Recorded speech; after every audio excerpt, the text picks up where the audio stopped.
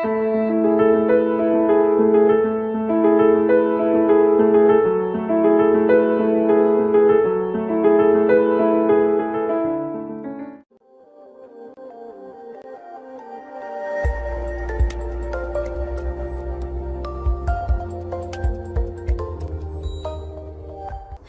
welcome you all.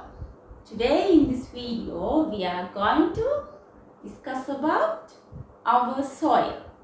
Do you know what is soil? Yes, our 50th lesson, the soil.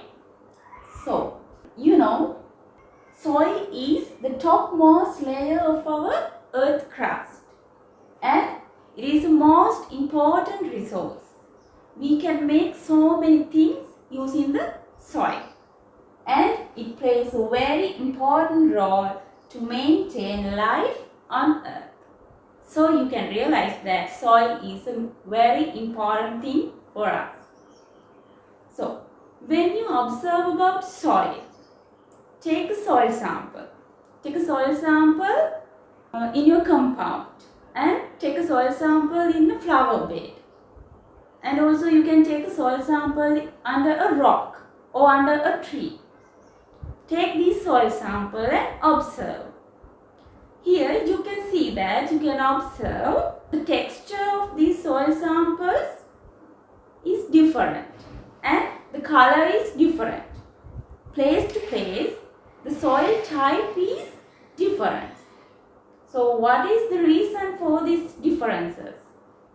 That means the soil is made up of different soil particles. Now we'll see what are these soil particles. These are the mineral particles in soil. So according to the size of the soil particles, those are divided into three groups. These are the three groups: sand, silt and clay. So first particle is sand. Here you can see the sizes of these three particles. These are the relative sizes, not real sizes. Okay. First particle is sand particle. So it is a big particle and hard in texture.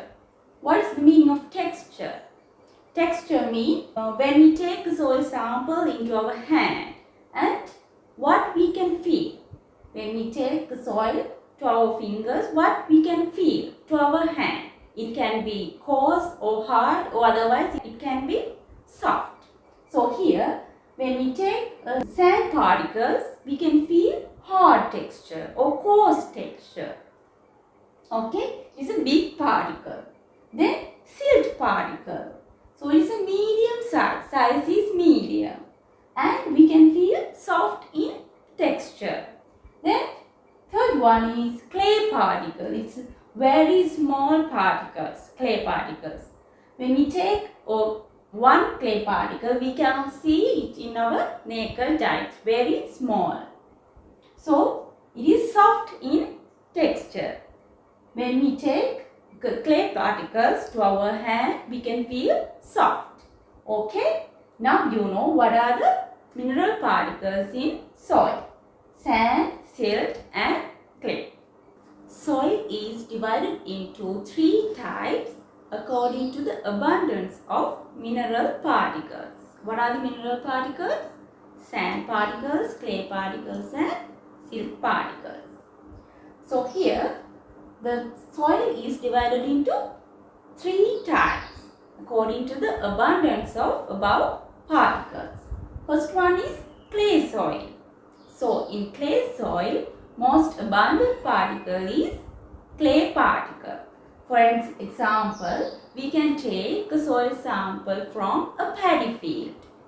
When we observe this soil sample, we can see there are more clay particles in the soil sample. So we call this soil sample as clay soil sample.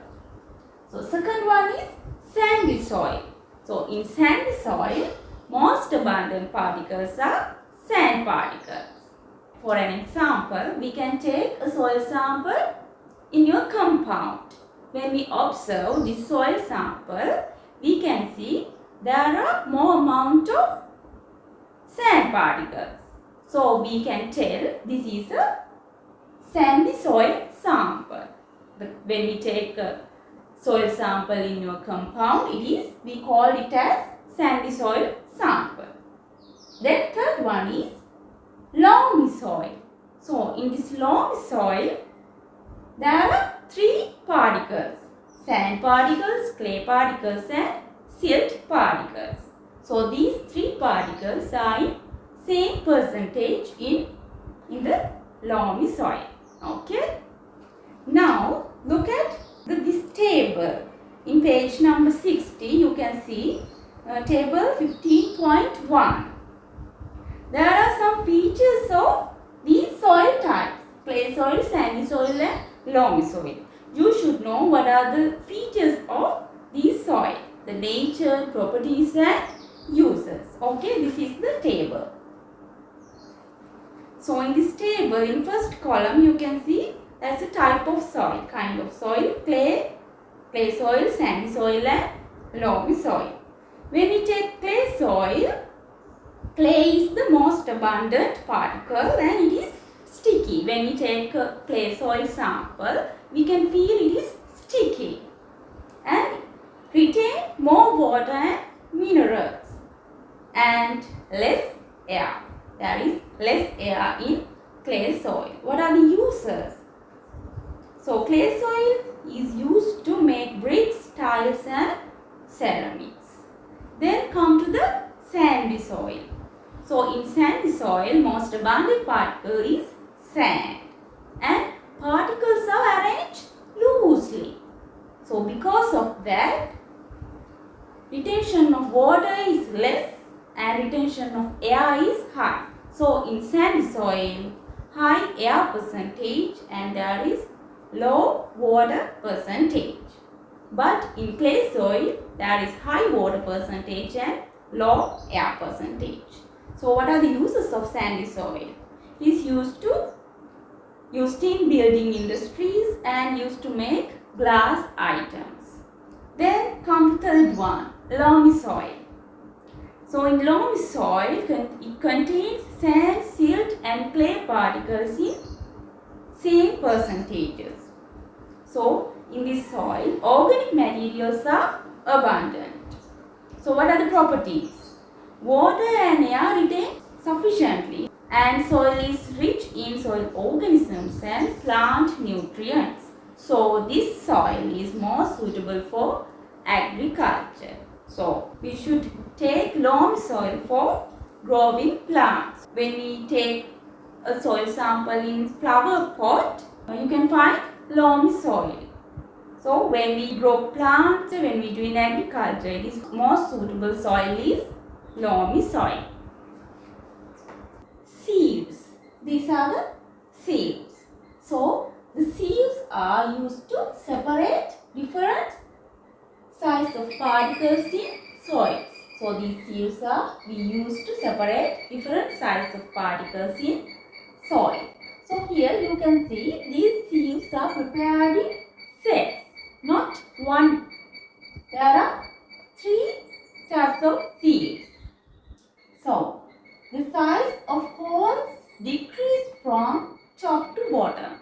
So here from top to bottom we can see the size of holes decreases.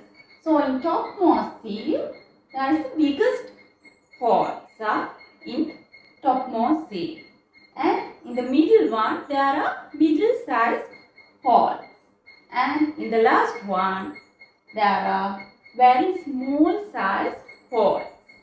So here what we have to do? We have to take the soil mixture and put into the topmost sieve. Then we have to shake the sieve set well. We have to shake well the sieve set. Then we can see in each sieve the different size soil particles are remain. The different size soil particles are remains in each sieve. For example, there are biggest hole in topmost sieve. So we can find mostly sand particles here. And in the second one, there are middle size holes. So we can find the silt particles here. And in the last one, very small size holes are here. So we can find mostly clay particles. Okay. We use loamy soil for mostly agriculture. We use loamy soil. But sandy soil and clay soil, we can convert sandy soil and clay soil into loamy soil by adding more organic materials. Organic materials mean decayed animal and plant parts. When we add organic materials into sandy soil and clay soil, we can convert these soils into loamy soil. Composition of soil. When we take a soil sample, these soil samples contain so many components, different components.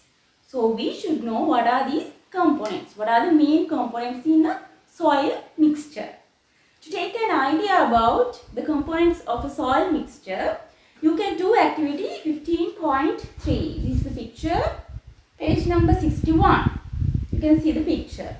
Here you have to take a soil sample from your garden. Okay, take a soil sample in your garden and you have to mix this soil sample with water and put this water mixture of soil sample in a polythene tube like this one. You can put the soil sample with water into this polythene tube.